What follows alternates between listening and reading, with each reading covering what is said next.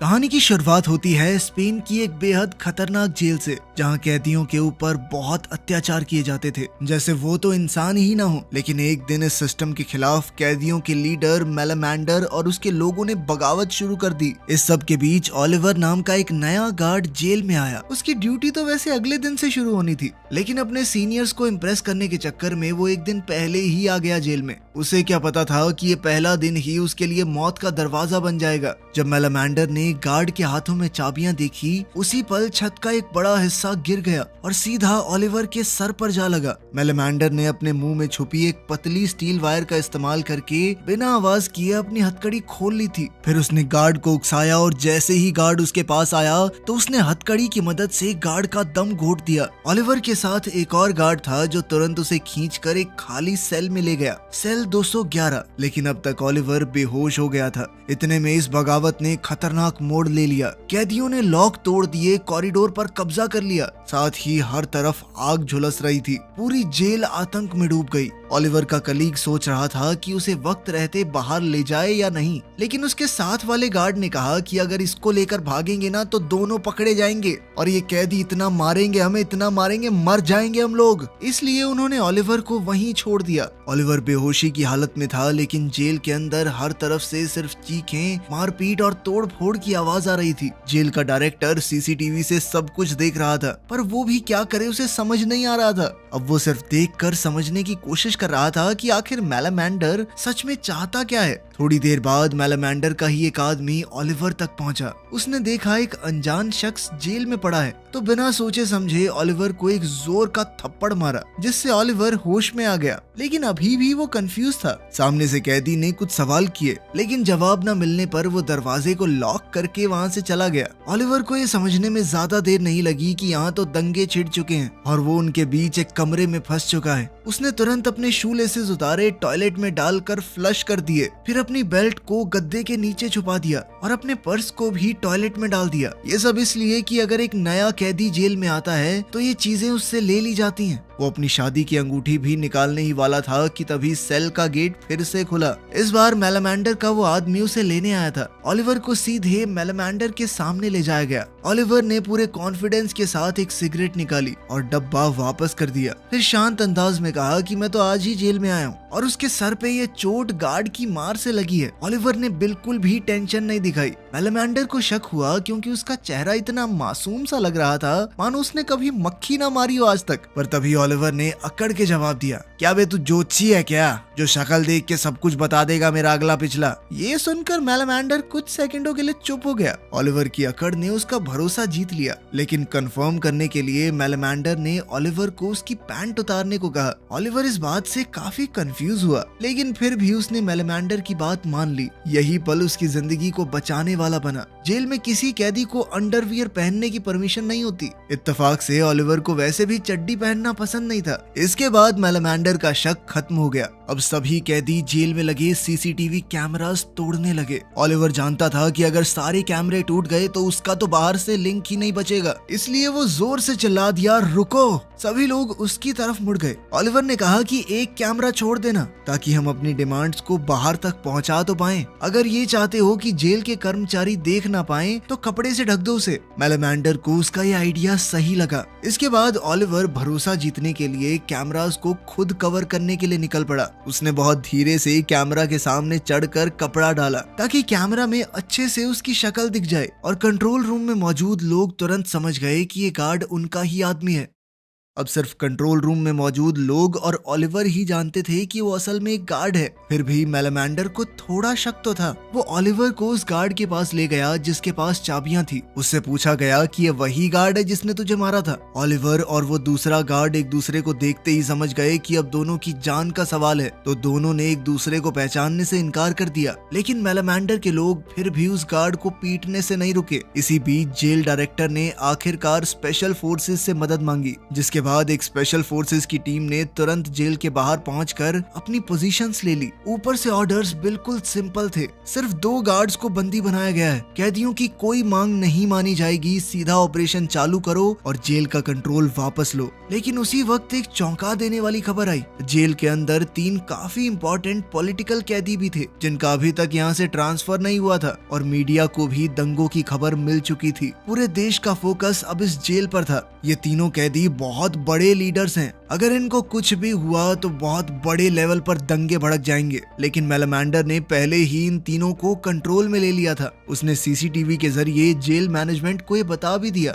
अब उन तीनों को बंदी बनाने के बाद कैदियों की पावर बहुत ज्यादा बढ़ गई। सभी कैदी खुशी से झूम रहे थे। कंट्रोल रूम में बैठा जेल डायरेक्टर ये समझ गया कि यह पानी सर से ऊपर जा चुका है, जिसके बाद एक आदमी को कैदियों से बातचीत करने के लिए बुलाया गया। मेलामांडर का पिछला रिकॉर्ड भी सामने आया। 10 साल पहले भी उसने एक बगावत की थी जिसमें उन्होंने एक गार्ड को मार दिया था। तभी से वो जेल का बॉस बना बैठा है। मेलामांडर ने ओलिवर से कहा कि कुछ डिमांड्स लिखने में मेरी मदद करो। डिमांड बेसिक थी, जेल के कमरों की हालत सुधारो, 15 दिन में एक बार फैमिली से मिलने का हक दो और कैदियों को सही हॉस्पिटल में ट्रीटमेंट दिया जाए, क्योंकि डॉक्टर उन्हें सलाखों के पीछे से चेक करते हैं। और पहले भी एक कैदी जिसके दिमाग में ट्यूमर था, उसे कहा कि तेरे सर में कोई दर्द नहीं है, तू झूठ बोल रहा है। उस बेचारे की दर्द के मारे जान चली गई। ओलिवर को मेलामांडर की डिमांड्स में कुछ भी गलत नहीं लगा। मेलामांडर की लीडरशिप देखकर ओलिवर इम्प्रेस हो गया। बातचीत के दौरान ओलिवर ने मेलामांडर को बताया कि मेरी वाइफ प्रेग्नेंट है, मेरा बच्चा पैदा होने वाला है और मैं जेल में फंसा हूँ। मेलामांडर को यह सुनकर अफसोस हुआ। ओलिवर ने एक झूठी कहानी बनाई कि जिस आदमी को मैंने मारा है वो एक ड्रग डीलर था, उसने मेरे छोटे भाई को मार डाला, तो आखिर में मैंने बदला ले लिया।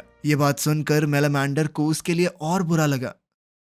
ओलिवर काफी जल्दी मेलामांडर के करीब आ रहा था। तब तक नेगोशिएटर भी जेल में पहुंच गया। मेलामांडर ने ओलिवर से कहा कि इसकी तलाशी लो। ओलिवर ने बड़ी चालाकी से तलाशी लेते हुए ही तीनों बंदी बनाए गए कैदियों की लोकेशन बता दी और बाद में अपनी डिमांड्स को नेगोशिएटर के सामने रख दिया। नेगोशिएटर ने कहा कि मैं तुम्हारी डिमांड्स को ऊपर भेजकर वापस आता हूँ। जाते जाते मेलामांडर ने उससे कहा कि मेरे सारे भाई सुबह से बहुत काम कर रहे हैं, भूख लगी है हमें, अच्छा खाना लेकर आना, ठीक है। साथ ही उसने कहा कि ओलिवर को उसकी पत्नी से बात करने की इजाजत दी जाए। इस पर नेगोशिएटर ने कहा कि हाँ, बात तो मैं करवा सकता हूँ, इतना मेरे कंट्रोल में है, तो मैं इसे ले जाता हूँ और वापस छोड़ जाऊंगा। मेलामांडर उसकी बात पर भरोसा दिखाते हुए मान गया, लेकिन उसने सख्ती से कहा कि ओलिवर को कुछ नहीं होना चाहिए। मेलामांडर ने थोड़े ही समय में ओलिवर के ऊपर कुछ ज्यादा ही भरोसा कर लिया था। ओलिवर के लिए ये एक कमाल का मौका था, पर इससे पहले कि गेट खुलता अंदर से चीखने की आवाज सुनाई दी। चीख सुनते ही मेलामांडर ने नेगोशिएटर को पकड़ लिया और ओलिवर से कहा कि जाकर देखो क्या हुआ है। ओलिवर भाग के देखने गया। पता चला कि 2 कैदियों के बीच में झगड़ा हो गया था। एक के सर पर चोट लगी तो वो बेहोश हो गया। कंट्रोल रूम में बैठे हुए स्पेशल फोर्सेस के कमांडर ने ये देखा और वो समझ गया कि कोई तो बहुत इंपॉर्टेंट इंसान मरा है। इसके बाद उसने अपनी टीम को जल्दी से अटैक करने का ऑर्डर दिया। ओलिवर को तुरंत समझ आ गया कि अगर स्पेशल फोर्सेस अंदर आई तो खून की नदियां बहेंगी। वो फटाफट उन 3 हॉस्टेजेस को सर्वेलेंस कैमरा के सामने ले आया ताकि कमांडर ये देख सके कि सब कुछ नॉर्मल है। जैसे ही कमांडर ने उन्हें सीसीटीवी में देखा तो उसने ऑर्डर्स रोक दिए। अब बातचीत फिर से चालू हो गई। ओलिवर की समझदारी और हिम्मत ने सबकी जान बचा ली थी, लेकिन मेलामांडर को यह हजम नहीं हुआ कि ये आज ही जेल में आया, आज ही हीरो बन रहा है। लेकिन ओलिवर समझ गया कि हीरो नहीं बनना है। उसने सबके सामने मेलामांडर का हाथ उठा दिया कि सर ने ही तो मुझे कहा था ये सब करने को। अब कैदी उन दोनों को अपने हाथों पर उठाकर सेलिब्रेट करने लगे। मेलामांडर ने कहा कि काम तो बढ़िया किया तूने, लेकिन अगली बार बिना पूछे कुछ किया ना तो तुझे छोड़ूंगा नहीं। अब पता नहीं कैसे अखबार में एक खबर उड़ गई कि वो तीनों नेता मारे गए हैं और कई लोग घायल भी हुए हैं। इसी बीच ओलिवर की पत्नी एलेना एक रेस्टोरेंट में खाना खा रही थी। टीवी पर उसने देखा कि वही जेल जिसमें उसका पति काम करता है अब सभी न्यूज चैनल्स पर छाई हुई है। वो बहुत घबरा गई और उसने ओलिवर को फोन किया, लेकिन हर बार उसका नंबर आउट ऑफ रीच आया। काफी कोशिशों के बाद जब उसकी ओलिवर के एक कलीग से बात हुई तो उसने सिर्फ इतना कहा कि ओलिवर दूसरी ब्रांच में ड्यूटी पर है और शायद काम की वजह से उसका फोन बंद होगा। लेकिन एलेना समझ गई थी कि कुछ तो गड़बड़ जरूर है। उसने जल्दी से अपनी कार उठाई और जेल के बाहर पहुंच गई। तब तक वहां कई कैदियों के परिवार वाले भी जमा हो चुके थे। सब लोग बस ये जानना चाहते थे कि उनके परिवार का आदमी ठीक तो है ना। एलेना भी उस भीड़ में घुस गई और ओलिवर के बारे में सवाल पूछने लगी, लेकिन किसी ने कोई खास जवाब नहीं दिया। अंदर जेल में मेलामेंडर अपने बाकी साथियों के साथ खाना खा रहा था। ओलिवर भी बड़े इंटरेस्ट से मेलामेंडर की पुरानी कहानियां सुन रहा था। तभी एक और कैदी जिसकी वजह से पहले झगड़ा हुआ था दिखाई दिया। मेलामेंडर तुरंत उसके पास गया और उसे सबक सिखाया, क्योंकि उसकी वजह से अभी पूरा प्लान बिगड़ जाता। उसने सबकी जान खतरे में डाल दी थी। इसी बीच ओलिवर ने मौका देखा और मेलामेंडर की कुर्सी पर रखा हुआ वॉकी टॉकी चुपके से चुरा लिया। उसे अपनी पत्नी की बहुत चिंता हो रही थी। उसने तुरंत अपने कोलीग को कांटेक्ट किया और कहा कि एलेना को बता दे कि वो ठीक है। उसके कलीग ने ओलिवर को तसल्ली दी और कहा कि हमने एलेना से बात कर ली है और सब कुछ अरेंज भी कर दिया गया है। तभी मेलामेंडर और उसके साथी जेल के अंदर लगे टीवी पर बाहर हो रहे प्रोटेस्ट को देख रहे थे। हर तरफ रिश्तेदारों का हल्ला था, कैमरा उनकी फुटेज दिखा रहा था। मेलामेंडर ने फैसला किया कि उन्हें जेल वालों से दोबारा बात करनी होगी, लेकिन जैसे ही वो वॉकी टॉकी ढूंढने लगा, वो तो उसकी कुर्सी पर नहीं था। उसने और उसके आदमियों ने वॉकी टॉकी हर जगह ढूंढा, पर वो कहीं नहीं मिला। मेलामेंडर सोच में पड़ गया कि ये गया कहाँ, लेकिन तभी ओलिवर वॉकी टॉकी ले आया और कहा कि मैंने ही इसे संभाल कर रखा था, क्योंकि अगर वॉकी टॉकी गलत हाथों में चला गया तो गड़बड़ हो सकती है। उसकी बात ठीक भी थी, इसीलिए किसी को शक नहीं हुआ। लेकिन बालकनी से अपाचे ने सब कुछ देख लिया था। वो तुरंत अपने कमरे में गया, एक छोटे टिन के डब्बे में छुपा हुआ मोबाइल निकाला और उस गार्ड को कांटेक्ट किया जो उसका जानकार था। पता चला कि अपाचे असल में एक खबरी था जो असल में जेल अथॉरिटीज के लिए काम करता था। इसी तरह उसने तुरंत ओलिवर की असली आइडेंटिटी जान ली।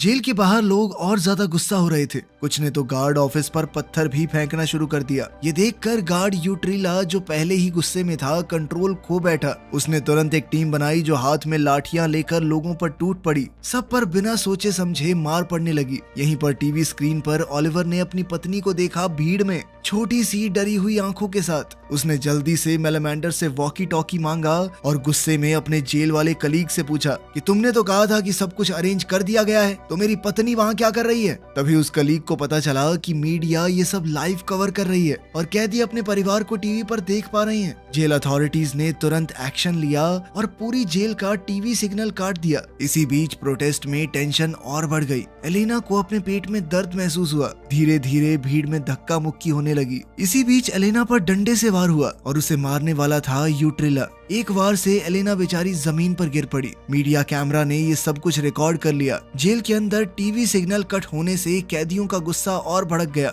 मेलामेंडर ने तुरंत वॉकी टॉकी उठाया और मैनेजमेंट से डिमांड की कि इंजर्ड लोगों की लिस्ट भेजी जाए। जब ओलिवर ने अपनी पत्नी के बारे में पूछा, तब जेल अथॉरिटीज ने झूठ कहा कि सब ठीक है। तभी अपाचे उसके पास आया। उसने ओलिवर को धमकाते हुए कहा कि अगर मेरी बात नहीं मानी ना, तो सबके सामने तेरी सच्चाई बता दूंगा। लेकिन ओलिवर पहले ही अपाचे के बारे में सब कुछ जानता था। वो डरा नहीं, बल्कि पलटकर धमकाया, बेटा मैं तो जेल में आज ही आया हूँ और मैं गार्ड हूँ। मेरा धोखा तो सह लेंगे ये लोग, लेकिन तू तो कैदी होके धोखा दे रहा है इनको सालों से। ये सुनकर अपाचे चौंक गया। उसने उम्मीद नहीं की थी कि ओलिवर सब कुछ जानता है। बाहर यूट्रिला को सस्पेंड कर दिया गया। कागजी कार्रवाई में कहा गया कि उसने भीड़ में किसी को चोट पहुंचाई थी, लेकिन असल में तो जेल अथॉरिटीज उसे बचा रही थी। जेल के अंदर मेलामेंडर और ओलिवर बैठकर आगे की बातें कर रहे थे। मेलामेंडर ने कहा कि मैं पूरी जिम्मेदारी अपने ऊपर ले लूंगा। तू कैदियों की, तू बस मेरा साथ मजबूरी में दे रहा था। इससे तेरी सजा कम हो जाएगी। तू जल्दी अपनी बीवी और होने वाले बच्चे के पास जा पाएगा। उसी वक्त जेल अथॉरिटीज ने चोटिल हुए लोगों की लिस्ट भेजी। मेलामेंडर ने लिस्ट खोली, उसमें सिर्फ 4 घायल लोगों के नाम थे। वो तुरंत समझ गया कि मैनेजमेंट उन्हें बेवकूफ बना रही है। वो गुस्से में आग बबूला हो गया और कहा कि अब कुछ बड़ा करना पड़ेगा। उसने फैसला लिया कि वो 3 कैदियों में से एक को मार देगा। ओलिवर ने कहा कि अगर हमने बंदी बनाए हुए कैदियों को मारा तो मैनेजमेंट किसी को नहीं बख्शेगी। वो तुरंत अंदर घुस जाएंगे और सबको मार देंगे। फिर उसने एक नया आइडिया दिया, हम बस उसके कान का एक टुकड़ा काट देते हैं, इससे उन्हें सिग्नल मिल जाएगा कि हम सीरियस हैं। जब ओलिवर ने कान काटने का आइडिया दिया तो उसकी जिम्मेदारी भी उसे ही दे दी गई। ओलिवर ने जल्दी से काम खत्म किया ताकि दर्द कम से कम हो। थोड़ी देर में वो कटा हुआ कान जेल मैनेजमेंट को भेज दिया गया। अब उनके पास कोई रास्ता नहीं था, उन्हें असली लिस्ट देनी ही पड़ी। लेकिन लिस्ट पढ़ते ही उसका दिल टूट गया। उस लिस्ट के अंदर उसकी प्रेग्नेंट पत्नी एलेना का भी नाम था। इसी दौरान अपाचे ने भी बाहर की दुनिया से कांटेक्ट करके कुछ जानकारी इकट्ठा की। उस वीडियो में यूट्रेला क्लियरली एलेना पर हाथ उठा रहा था। ओलिवर ने वो वीडियो बार बार देखा। हर बार उसका गुस्सा और ज्यादा बढ़ता गया। एक तरफ वो जेल के अंदर अपनी जान जोखिम में डालकर इनके लिए काम कर रहा है, दूसरी तरफ उसकी बीवी को बाहर बेरहमी से पीटा गया। उसके कलीग ने भी उसे सच नहीं बताया। गुस्से से तड़पते हुए ओलिवर ने यूट्रेला को तुरंत अंदर भेजने की डिमांड की। उन बंदी बनाए हुए नेताओं की जान खतरे में थी तो मैनेजमेंट कुछ भी नहीं कर पाई। उन्होंने यूट्रेला को अकेले अंदर भेज दिया। जैसे ही वो अंदर आया, मेलेमेंडर ने उसे चाकू दिखाकर कंट्रोल में ले लिया और कैमरा से दूर ले गया। ओलिवर ने उससे एलेना के बारे में पूछा पर उसने कुछ भी नहीं कहा। जब ओलिवर ने वीडियो उसके सामने रखी तो उसने तुरंत अपनी नजर घुमा ली। ओलिवर के सब्र का बांध टूट गया। वो उस गार्ड को मारने लगा।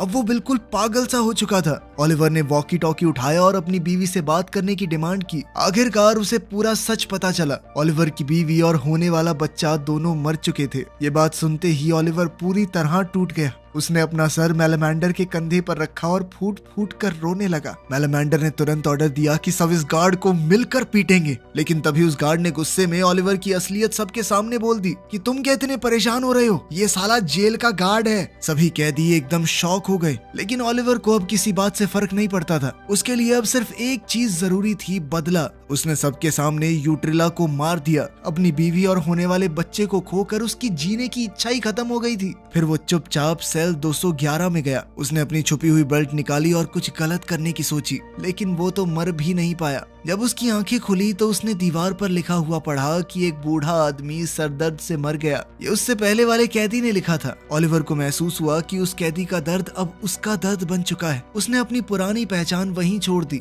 और सेल 211 का असली कैदी बन गया। जेल की दूसरी तरफ अब कुछ लोग ओलिवर पर शक करने लगे थे, लेकिन मेलेमेंडर अंदर ही अंदर जानता था कि चाहे वो पहले गार्ड भी रहा हो, लेकिन अब वो उनका अपना बन चुका है। उनकी किस्मत एक हो चुकी है। लिस्ट के आने के बाद कैदियों का गुस्सा और बढ़ गया। अपने परिवार वालों की हालत देखकर वो खुद पर काबू खो बैठे। अब सिर्फ जेल वालों से बात नहीं बन रही थी। सरकार बीच में कूद पड़ी और अब एक बड़े लेवल के आदमी को उनसे बात करने भेजा गया। उसने कहा कि ज्यादातर डिमांड मान ली गई हैं। जैसे ही वो डिटेल्स देने लगा, ओलिवर ने यूट्रेला की लाश को घसीट कर सबके सामने डाल दिया। उसने कैमरा की तरफ देखते हुए ये कहा कि मैंने मारा इसे। साथ ही उसने ये भी कहा कि हम तो तुम्हारी बात तभी मानेंगे जब प्राइम मिनिस्टर खुद टीवी पर आकर ये कहेगा कि हाँ, हमने तुम्हारी सारी शर्तें मान ली। अब ओलिवर पूरी तरह से कैदियों के साथ जुड़ गया था। मेलेमेंडर ने भी ओलिवर का साथ दिया। या तो डिमांड पूरी करो या कि लाशें उठाओ। नेगोशिएटर को वो सब कुछ ऊपर रिपोर्ट करना पड़ा। मेलेमेंडर को पता था कि सरकार इतनी आसानी से नहीं मानेगी, इसीलिए उसने अपने लोगों से कहा कि हॉस्टेजेस को अलग अलग जगहों पर शिफ्ट कर दो और आखिरी लड़ाई के लिए तैयार रहो। तभी जेल मैनेजमेंट ने एक बहुत गंदा खेल खेला। उन्होंने मेलेमेंडर को बताया कि ओलिवर सच में एक गार्ड है और अगर वो ओलिवर को मार दे तो बदले में वो उसकी सजा काफी कम कर देंगे। जब मेलेमेंडर ने ओलिवर की फाइल देखी तो वो एक बार के लिए हिल गया, लेकिन फिर भी उसने अपने प्लान को आगे बढ़ाया। सभी बंदियों को अलग अलग जगहों पर कैद कर दिया गया और फिर वो पहुंचा ओलिवर के पास अपना चाकू लेकर। पर जब उसने ओलिवर की आंखों में देखा तो एक वफादार, दर्द से भरा हुआ इंसान दिखा। तो उसका ओलिवर को मारने का मन नहीं किया। उसने चाकू ओलिवर के हाथ में दे दिया और कहा कि मैं तेरे साथ लड़ूंगा। इसी दौरान अपाचे ने मैनेजमेंट को हॉस्टेजेस की असली लोकेशन बता दी। स्पेशल फोर्सेस ने अटैक प्लान कर दिया। अचानक जेल के टीवी पर सिग्नल वापस आ गए। न्यूज चल रही थी कि जेल के सभी पुराने कानून रद्द कर दिए गए हैं। ओलिवर और मेलेमेंडर हैरान थे। उनका दिल खुशी से भर गया, लेकिन उन्हें क्या पता था कि ये सिर्फ एक जाल है। जेल अथॉरिटीज ने ये सब इसलिए किया था ताकि कैदी शांत हो जाएं। जैसे ही सब लोग जश्न मनाने लगे, अपाचे कुछ और ही कर रहा था। उसने बंदियों को गार्ड कर रहे कैदियों को मार डाला और खुद उनके सामने खड़ा हो गया उन्हें बचाने के लिए। फिर स्मोक बॉम्ब्स जेल के अंदर डाले गए। ओलिवर तुरंत सारी सच्चाई समझ गया। उसने मेलेमेंडर से कहा कि सभी बंदियों को मार दो वरना सब कुछ बर्बाद हो जाएगा। पर जैसे ही वो दोनों ऊपर जाने लगे,